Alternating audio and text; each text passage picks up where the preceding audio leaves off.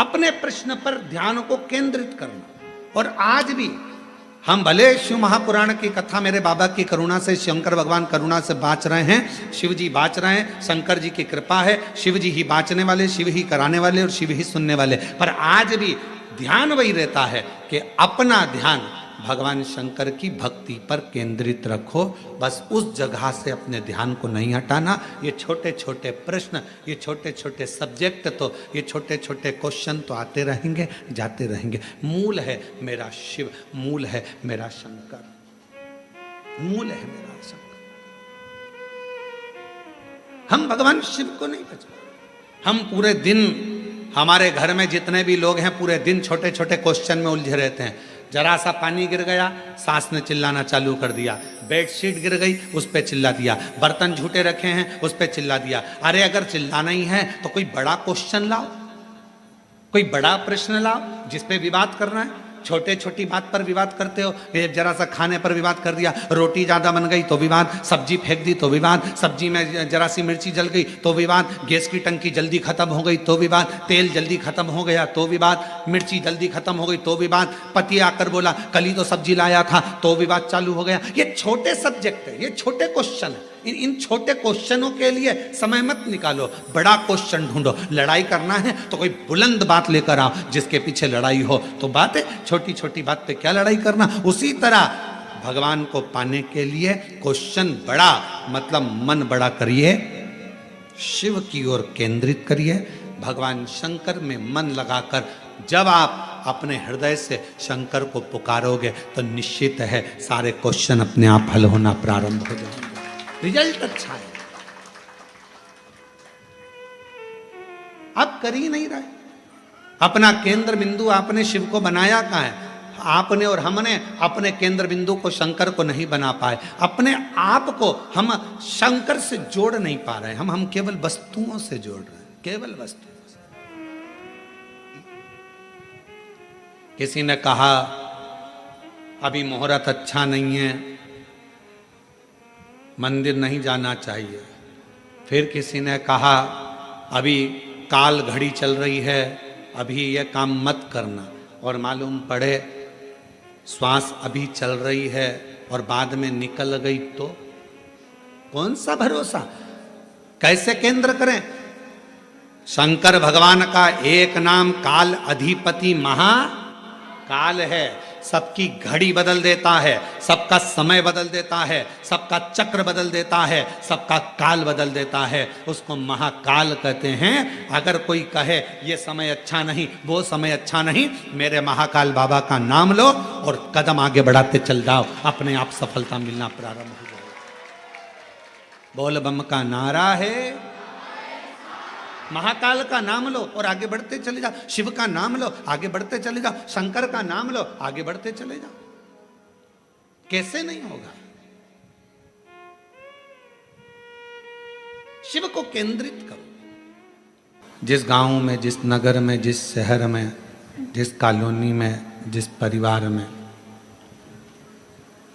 संत जैसा स्वभावी कोई मनुष्य हो, पतिव्रता धर्म का पालन करने वाली कोई सती नारी हो,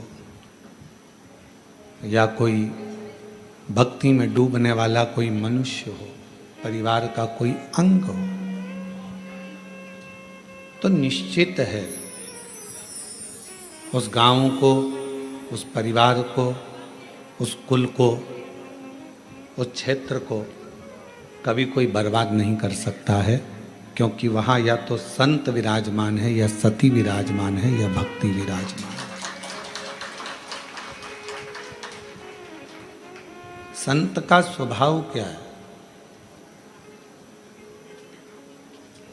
आप कैसे पहचानोगे कि ये संत है, या साधु है, या सन्यासी है, या तपस्वी है, या साधक है? एक महात्मा का श्रेष्ठ लक्षण क्या है? जिसकी आत्मा नित्य प्रति भगवान के भजन में, भगवान के कीर्तन में, भगवत नाम में आत्मा नाचती रहे। ये इंद्रियां भले नाचे ना नाचे, हाथ अपने घूम रहे हैं ना घूम रहे हैं, पाँव हमारे घूम रहे हैं ना घूम रहे हैं, हमारे नेत्र घूम रहे हैं ना घूम रहे हैं, हमारी जिह्वा घूम रही है ना घूम रही है, उससे मूल नहीं है। जिसकी आत्मा अंदर से नाचने लगे, आत्मा भगवान की अविरल भक्ति में झूमने लगे, आत्मा भगवान शंकर की अविरल भक्ति में रमने लगे, समझ लेना वही जगत में महात्मा है और वही महात्मा का सबसे बड़ा लक्ष्य है। भीतर से आत्मा संतुष्ट नहीं,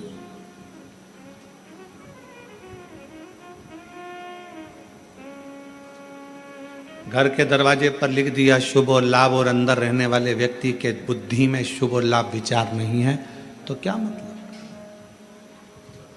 केवल शुभ लिखने से या लाभ लिखने से फल नहीं मिलेगा, शुभ विचारों के होने से भी हमारे घर की पवित्रता रहे।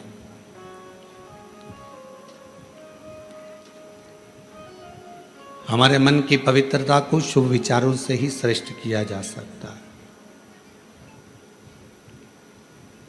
कोई लाभ अगर आपको जिंदगी में लेना है तो पहले विचारों को शुभ करना पड़ेगा, विचारों को शुद्ध करना पड़ेगा। जब हमारे विचार, हमारी बुद्धि, हमारा चित्त ये श्रेष्ठ हो जाएगा, अच्छा हो जाएगा, तो फिर मेरा देव अधिदेव महादेव भी आपको कदम से कदम मिलाकर साथ देने के लिए तैयार खड़ा रहेगा। हमारे विचार शुद्ध नहीं है, हम अपने विचारों से, और बहुत याद रखना, तुम्हारी सूरत, तुम्हारा चेहरा, तुम्हारा रूप, तुम्हारा रंग, तुम्हारा मकान, तुम्हारी गाड़ी, तुम्हारा बंगला, ये सब केवल पृथ्वी तक है। उस परमात्मा के दरवाजे पर ना तुम्हारा गाड़ी है, ना तुम्हारा बंगला है, ना तुम्हारा रूप है, ना तुम्हारा रंग है, ना तुम्हारा कोई स्वरूप है। जैसे बाहर आवाज बढ़ा दो, जैसे एक माँ अपने बच्चे को पढ़ लिखने के लिए स्कूल भेजती है, और माँ सुबह जब बच्चे को तैयार कर कर स्कूल भेजती है तो माँ ये कामना कर कर भेजती है कि मेरा बच्चा 2 बजे, 5 बजे, 3 बजे स्कूल से 12 बजे वापिस लौट कर आए। जैसा मैंने भेजा है वैसा ही मेरे बच्चा है। जगत में कोई माँ ऐसी है जो अपने बच्चे को भेजती हो और मन में सोचती हो कि यह वापिस ना आए? प्रत्येक माँ जगत की अपने बच्चे को स्कूल भेजती है तो ये विचार कर कर भेजती है कि मेरा बच्चा वापस लौट कर आए, और जैसा मैंने भेजा है वैसा कि वैसा ही मेरी औलाद, मेरी संतान वापस आए। अब विचार करिएगा, माता पिता अपने बच्चे को भेजते हैं कि मेरा बच्चा स्कूल से जैसा है वैसा कि वैसा ही आए, उसी तरह परमात्मा भी, मेरा बाबा भोलेनाथ भी जब जन्म देता है, और जन्म देता है तो ये विचार कर कर भेजता है कि जितना पवित्र मैंने इसको संसार में भेजा है, मरने पर ये उतना पवित्र मेरे पास होगा। जितना पवित्र मैं इसको भेज रहा हूं, निर्मल मन से, हृदय से, चित्त से,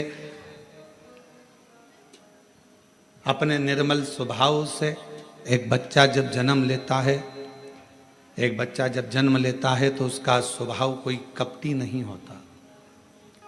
एक बच्चा जब जन्म लेता है तो उसका स्वभाव कभी बेकार नहीं होता।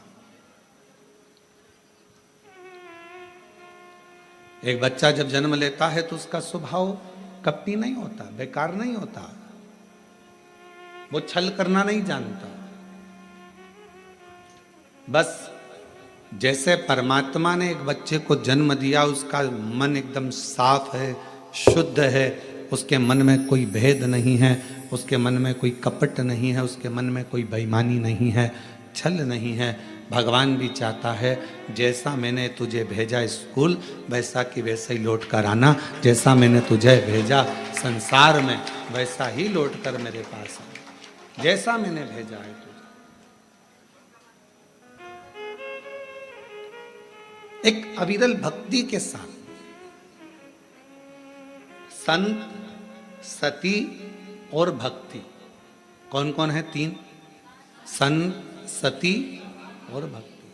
ये तीन अगर हमारे घर के अंदर इन तीन में से एक भी है, जरूरी नहीं कि कोई कपड़े बदल लेगा तो संत हो जाएगा, कोई माला पहन लेगा तो संत हो जाएगा, कोई जटा बढ़ाएगा तो संत हो जाएगा। संत का ये लक्षण नहीं है। संत का लक्षण है कि जहां रह रहा है, जिस स्थान पर रह रहा है, जहां वो है, वहां रहकर अविरल भक्ति को धारण करना। अविरल भक्ति, जहां वो निवास करे उस अविरल भक्ति को धारण करे। संत का लक्षण है संसार की बातों से, संसार की मोह माया से, संसार के सारी दुनिया के संसार के सुख से, भोग से दूर है, वो संत।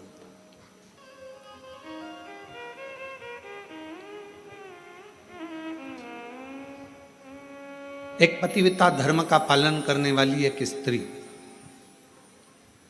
एक नारी अपने घर में रह रही है, परिवार का भरण पोषण में लगी है, बच्चों को पालने में लगी है। एक माँ ने एक प्रश्न किया, इन्हीं पत्रों में है, अभी आगे हम उसको पढ़ेंगे। वो प्रश्न में लिखती हैं कि मैं मंदिर तक नहीं जा पा रही हूँ क्योंकि घर में मेरे सास ससुर बीमार है। फिर उसने पत्र में लिखा कि मैं पहले मंदिर जाती थी, अब नहीं जा पा रही हूँ क्योंकि मेरे सास ससुर बीमार हैं, पति को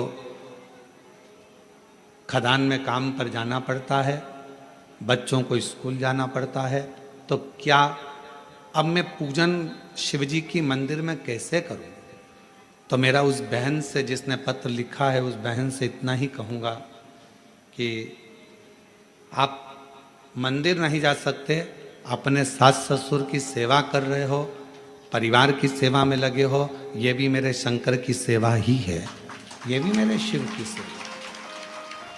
और दूसरा, आपका मन करता है कि मैं मंदिर नहीं जा पा रही हूँ, मेरे मन में खलबली है मंदिर ना जाने की, तो अपने घर में जो शंकर भगवान का शिवलिंग है, अपने घर में जो शिवलिंग विराजमान है, उसकी सेवा करो, उसको जल चढ़ा लो, उसकी आराधना कर लो, मंदिर में पूजन के बराबर ही फल प्राप्त होगा। आप उस सेवा में तो लोग सास ससुर की भी सेवा कर रहे।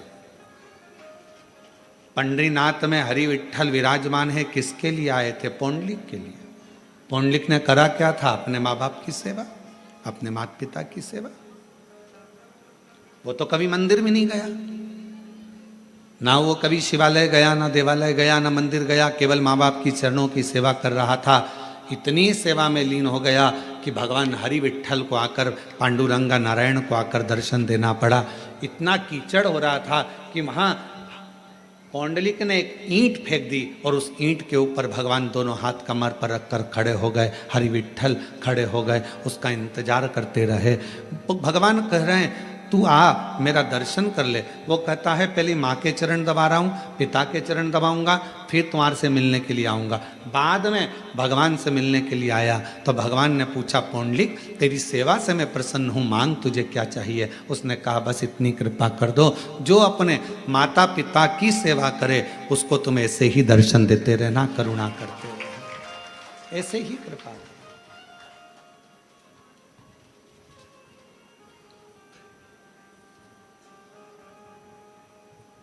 क्या करें हम? कोई कोई माता ऐसी हैं, कोई कोई भाई ऐसे हैं, कोई कोई जीजियाँ जीजा, मेरी बेटियाँ बेटा ऐसे हैं, मंदिर बहुत दूर है, जाएंगे कैसे? कैसे? तो जहां अपना घर है, घर के अंदर जो शिवालय है उसकी भी आराधना कर सकते। घर में जो मंदिर है, घर में जो भगवान विराजना है, उसकी भी आराधना करो, साधना करो। कभी भी अपने घर के बच्चे को नालायक मत समझो, कभी भी अपने घर के बच्चे को हम हमेशा लायक ही समझो। अपने घर का जो बेटा है, कई माताएं अपने बच्चे से कह देती तुझ में अकल नहीं है, तुझ में अकल नहीं है, तुझ में अकल नहीं है। कई माताएं कह देती हैं अपनी अपनी बातों में, वो देखो उसका पति बेचारा इतना कर लेता है, उसका पति वैसा कर लेता है, और तुम तो घर में पड़े रहते हो, तुम्हारे से तो कोई काम बनता नहीं है, ये जाते नहीं बनता, वो काम करते नहीं बनता। अपने घर में, अपने परिवार में ये ना देखा जाए कि कौन कमजोर है। ठीक है, कोई कोई बच्चा पढ़ने में होशियार रहता है, कोई कोई किसी कला में होशियार रहता है। मेरा भगवान किसी को कम तो नहीं रखता, भगवान सबको लेवल बराबर बनाकर रखता है।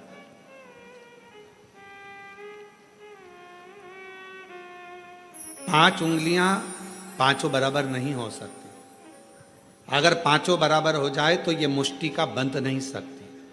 इसलिए इस मुष्टिका को बांधने के लिए 5 उंगलियों को भी परमात्मा ने अलग अलग बनाया है। किसी को छोटी, किसी को बड़ी, किसी को मंजली, किसी को संजली बनाया। परमात्मा सबको, घर में 5 बहनें, आप भी होंगी, 2-3 बहनें तो होंगी, 2 नहीं होगी, 3 होगी, 3 नहीं होगी तो 1 होगी, काका बाबा की मिला लो 2-4 तो बहनें होगी। सबका रहने का तरीका अलग, सबका खाने का तरीका अलग, सबका बोलने का तरीका अलग, सबका व्यवहार अलग, सबके अपने अपने तरीके, अपना अपना व्यवहार है सबका,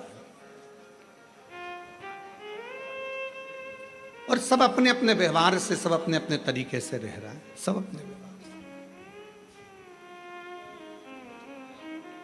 अब कई माताएं कहती हैं कि हमारा वो जेठानी तो कभी मंदिर नहीं जाती, भगवान शंकर से प्रार्थना करो, जेठानी नहीं जा रही है तो मत जाने दो।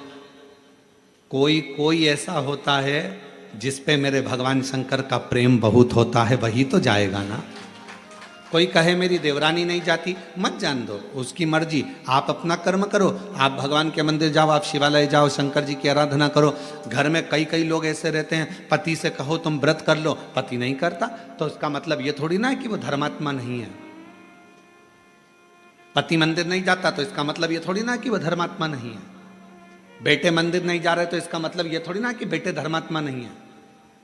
आप मंदिर जा रही हो ना, आप मंदिर जा रही हो तो आपके पुण्य का एक अंश आपके पति के खाते में जा रहा है, और आपके पुण्य का एक अंश आपके बच्चों के खाते में जा रहा है। तो फिर क्यों सोचना मेरा पति मंदिर नहीं जाता गुरुजी, मेरा पति कथा में नहीं आता गुरुजी, मेरा पति ये नहीं करता गुरुजी, मेरा पति भगवान की कथा में नहीं जाता। मत जाने दो, तुम तो जा रही हो ना।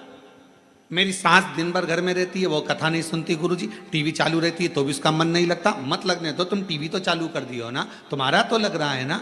बस अपन, हम सुधरेंगे युग सुधरेगा, हम सुधरेंगे युग, हम बदलेंगे युग बदलेगा। बदलना किसको है?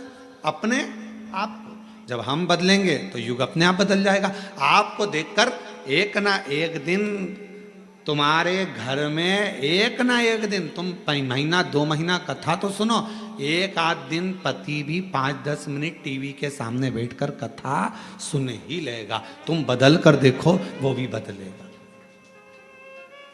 आप चाहती हो कि आपका बच्चा अच्छी पढ़ाई करे, तो आपको अपना मोबाइल पढ़ाई के समय पर, बच्चों को पढ़ाते समय अपना मोबाइल कहीं दूसरी जगह रख देना है, तब बच्चों को पढ़ाना है। मालूम पड़े बच्चों को लिखने को दे दिया, हाथ में तुम मोबाइल लेकर बैठ गई, बच्चा लिख रहा है, वो बच्चा कभी नहीं पढ़ पाएगा। उसका ध्यान अपनी मम्मी के मोबाइल में और मम्मी के ऊपर रहेगा। माँ जैसा करेगी बेटा वैसा करेगा। अपने मोबाइल को उठाकर तुमने रख दिया तो बच्चे को भी समझ में आ जाएगा मेरी मम्मी पढ़ाई को बहुत ज़्यादा मायना देती है, पढ़ाई के ऊपर प्रेशर देती है, इसलिए मुझे पढ़ाते समय मोबाइल हाथ में नहीं देती, मतलब मुझे पढ़ना है। फिर बच्चा पढ़ना प्रारंभ करेगा। माताएं हाथ में मोबाइल है, बच्चे से कहती पढ़, लिख लिख, A for apple, B for ball, जल्दी लिख।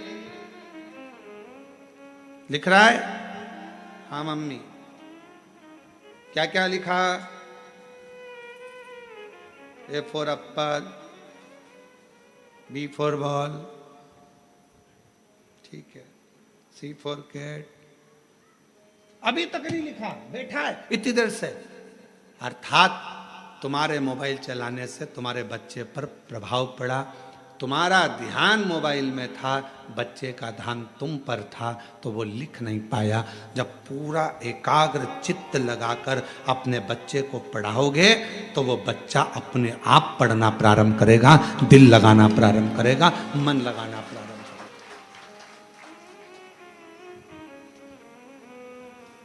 हम जब पढ़ते थे उस समय पर 2 तरह के क्वेश्चन आते थे, और हमारे साथ पढ़ने वाले आप सब भी हो। ऐसा नहीं कि आप कोई बहुत ओल्ड हो या न्यू हो, सब हमारे साथ के हो। हमारी जीजी हो, हमारे जीजा हो, बहन हो, तो हमारे साथ के ही हो। हमारे समय पर 2 तरह के क्वेश्चन आते थे। एक क्वेश्चन आता था ऑब्जेक्शन, मतलब जैसे कहते थे कि एक प्रश्न के बहुत सारे उत्तर लिखे होते थे, 4 तरह के उत्तर लिखे रहते थे, और उसमें बताना पड़ता था कि इसमें से कौन सा उत्तर सही है, बोलिए। और दूसरा 10 नंबर का, 3 नंबर का, 4 नंबर का, 5 नंबर का, 15 नंबर का, और कोई कोई क्वेश्चन निबंध लगभग 20 नंबर या 19 नंबर का जाता था। अब समझदार कौन कहलाता था? जो छोटे छोटे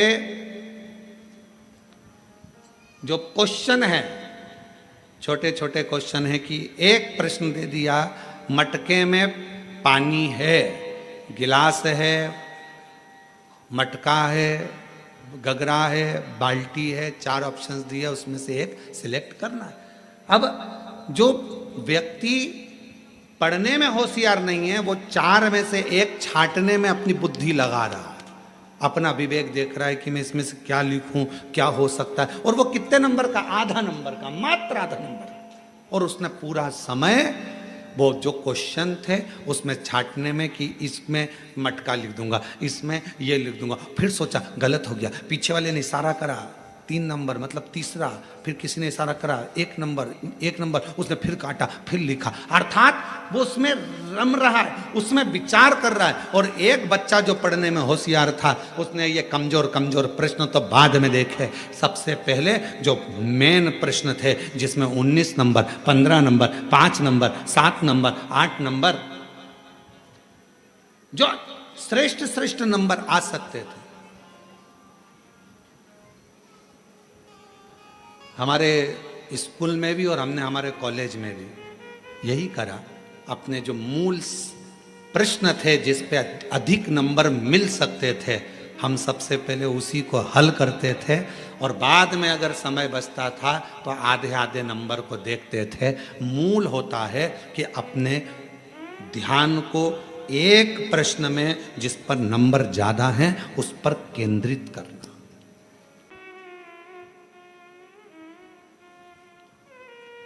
एक हमारे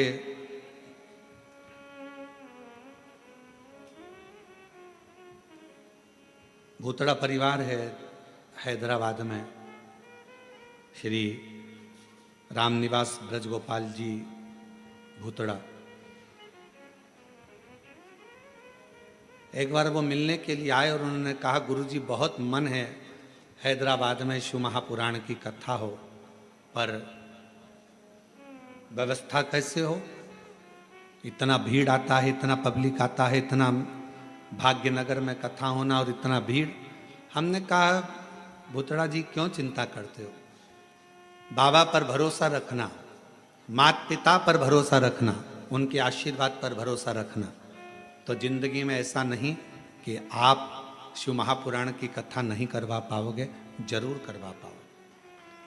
और यहाँ पर भी बैठे हैं यजमान परिवार, हमारे को रोज लेकर आते हैं। उन्होंने कहा, गुरुजी साहू परिवार है, एक वो अग्रवाल परिवार है, और ये लोग कहे हमने सोचा था केवल कि कभी जजमान बनेंगे। अब इसके लिए आपको शर्मा जी को धन्यवाद देना चाहिए कि हमने सोचा था केवल कि हम जजमान बनेंगे, पर बाबा की कृपा ऐसी हुई गुरुदेव कि आज कोरबा में हम जजमान पद ग्रहण कर लिए। ये शिव की, ये शंकर की बात, ये शिव की उदार। और बाबा की ऐसी कृपा हुई कि हैदराबाद में भी भाग्यनगर वालों के भाग्य खुल गए और 13 से 17 अगस्त तक 5 दिवसीय शिव महापुराण की कथा तेलंगाना हैदराबाद भाग्यनगर में होगी। और पूरे हैदराबाद वालों को बहुत बहुत बधाई, पूरे भाग्यनगर वाले हैदराबाद वासियों को बधाई। और वो कथा फाइन कैंप कंपनी वाले श्री भूतड़ा जी उस कथा का आयोजन करा रहे हैं, उसके लिए उनको साधुवाद बहुत बहुत। और संपूर्ण हैदराबाद वासियों को ये गौरव होना चाहिए कि बाबा की कथा आपके क्षेत्र में हो रही है। आगे बढ़कर सेवा, आगे बढ़कर बाबा की भक्ति करो, खूब सेवा करो, जितना बन सके उतनी सेवा करो। अगस्त में कथा मिली है 5 दिन की, 13 से 17 अगस्त तक 5 दिवसीय हैदराबाद वासियों शिव कथा। भगवान ओघड़दानी का चरित्र आप अपना ध्यान केंद्रित करो भगवान शिव के प्रति। यह ना सोचिए कि मैं मंदिर नहीं जाती मुझे भगवान नहीं मिलेंगे, मैं ये कर्म नहीं करती भगवान मुझे नहीं मिलेगा। आप हृदय से निर्मल मन सो मोहि पावा और मोहि छल छिद्र कपट ना पावा। आप हृदय से भगवान को पुकारो।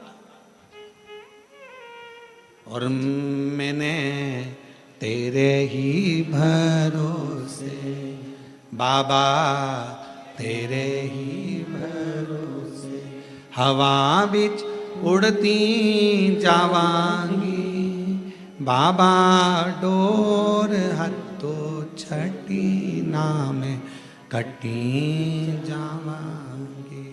भोले मैं तेरी पतंग, शंभो मैं तेरी पतंग, हवा बिच उड़ती जावांगी बाबा, डोर हत्तो छठी नाम कटी जावांगी। भोले मैं बाबा से अपने हृदय की बात, अपने मन की बात शिव को समर्पित करिए। जब हम अच्छा सोचेंगे अच्छा मिलेगा, अच्छा कर्म करेंगे अच्छा प्राप्त होगा।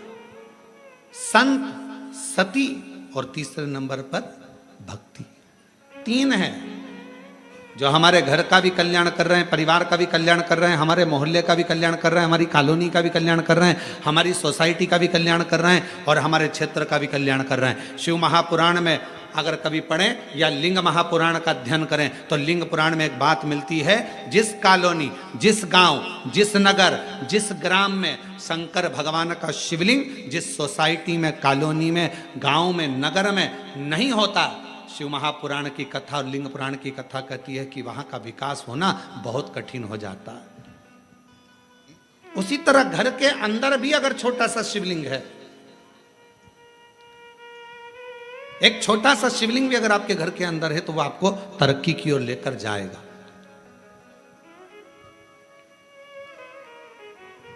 वो आपको वृद्धि की ओर लेकर जाएगा।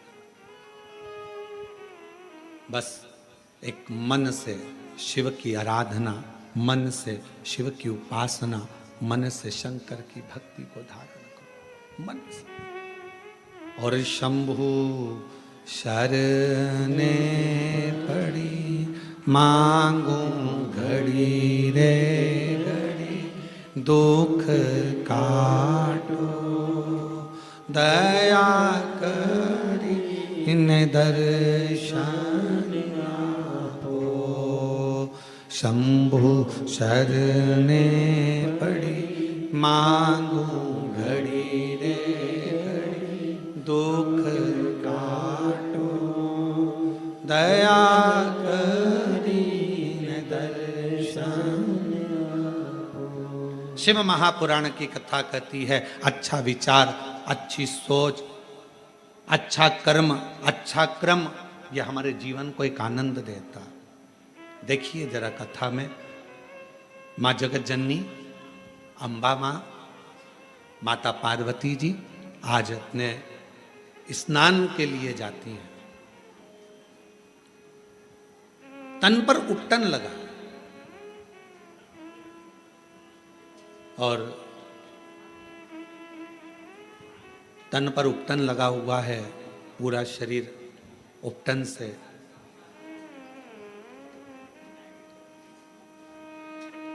तभी मां एक कंदरा के अंदर, एक गुफा के अंदर, मां एक कंदरा के अंदर, गुफा के अंदर, मां जगत जननी दुर्गा भवानी माता पार्वती स्नान के लिए गई। कंदरा के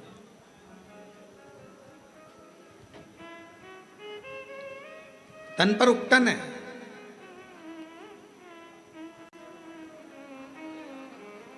और सखियों ने उस उपटन को निकाला।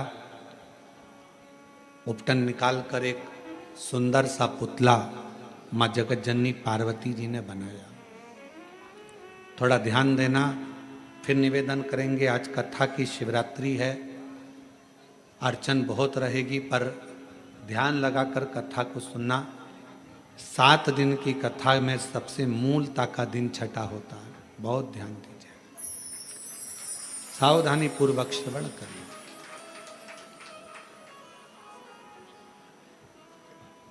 तन का उपटन निकाला। मां जगत जननी अम्बा दुर्गा भवानी ने, मां पार्वती जी ने उस उपटन से सुंदर एक पुतला का निर्माण किया। पुतला बना तो सखी ने कहा कि क्या इसमें प्राण आ सकते? क्यों नहीं, क्यों नहीं आएंगे? क्या इस पुतले में प्राण आ सकते हैं? क्यों नहीं आएंगे?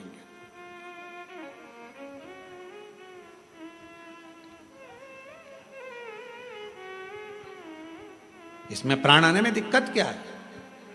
कई बार जो प्रश्न माता पार्वती जी के जीवन में आया, वही प्रश्न आपके जीवन में भी आता है। जितने ऑनलाइन कथा सुन रहे हैं, बड़ी सावधानी से सुनिएगा। जो प्रश्न माता पार्वती जी के सम्मुख में आया, क्या इस पुतले में प्राण आ सकते हैं?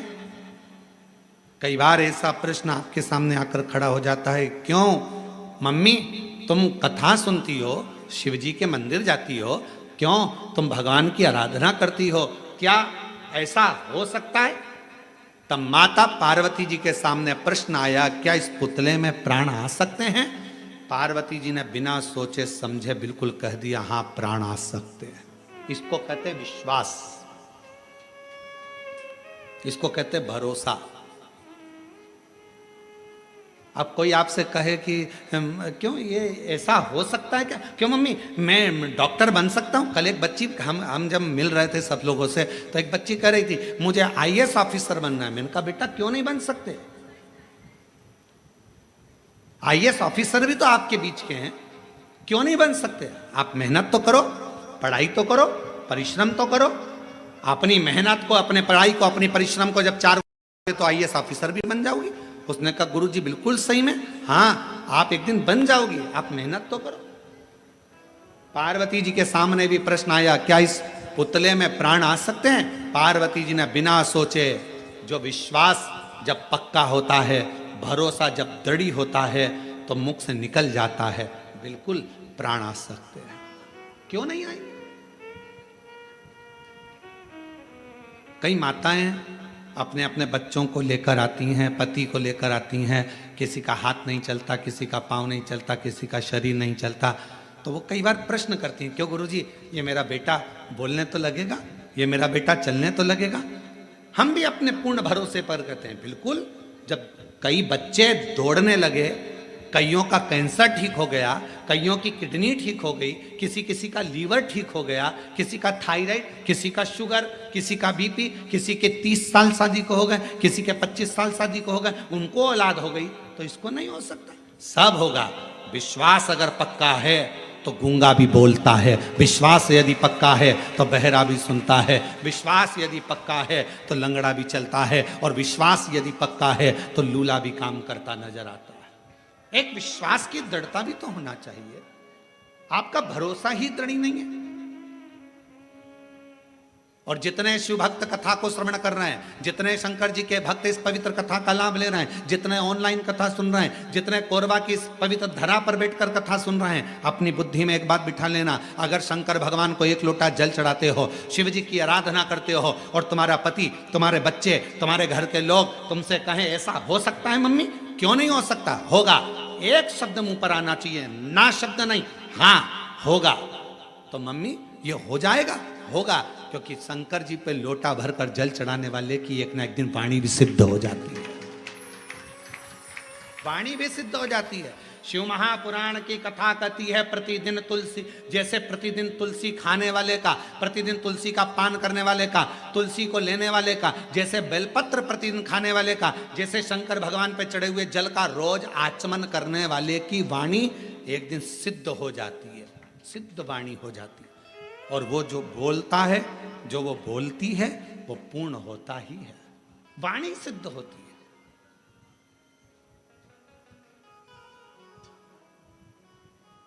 क्यों नहीं होगा?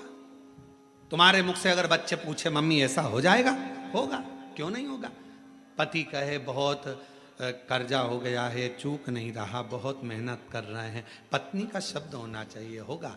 मेरा विश्वास कहता है, मेरा एक लोटा जल कहता है कि एक दिन पूरा कर्जा चूकेगा और हम सब अच्छे से भोजन करेंगे। ये हमारा मन कर, ये हम कर, ये मेरा विश्वास कहता है। और शंभु शरणे पड़ी मांगू घड़ी रे घड़ी, दुख काटो दया दर्शन आपो।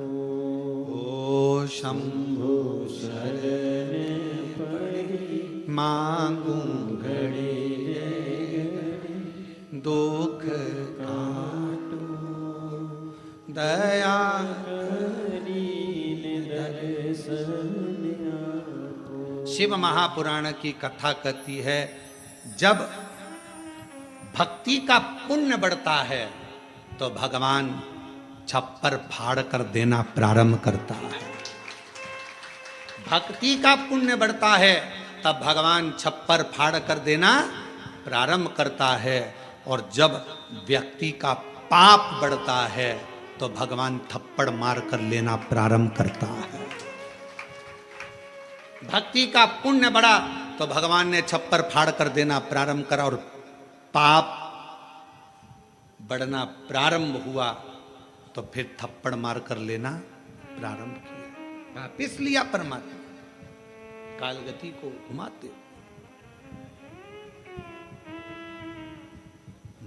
मत बुरे कर्म कर बंदे वरना पछताएगा, भगवान की आंखों से तू बच नहीं पाएगा, तू बच नहीं पाएगा।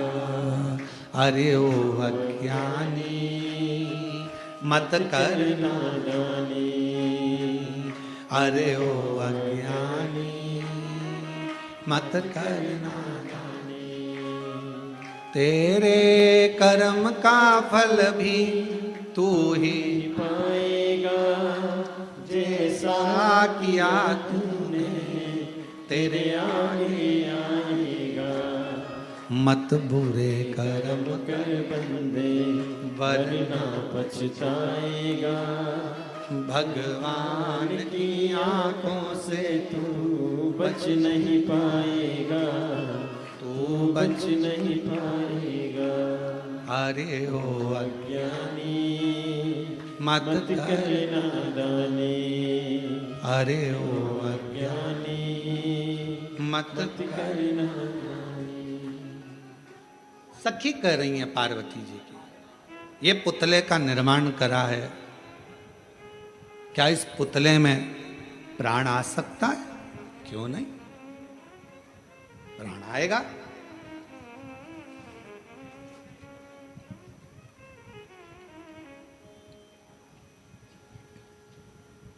पुतले में प्राण आएगा, सही में। हां, पार्वती जी ने हाथ जोड़े, विश्वास पक्का है। मन चंगा तो कठोते में दूंगा, मन चंगा होना चाहिए।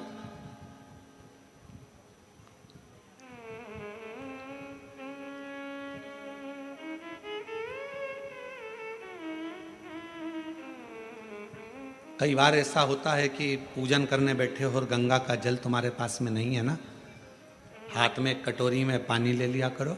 हर हर गंगे हर हर गंगे हर हर गंगे हर हर गंगे हर हर गंगे हर हर गंगे काशी विश्वनाथ शंभे हर हर गंगे।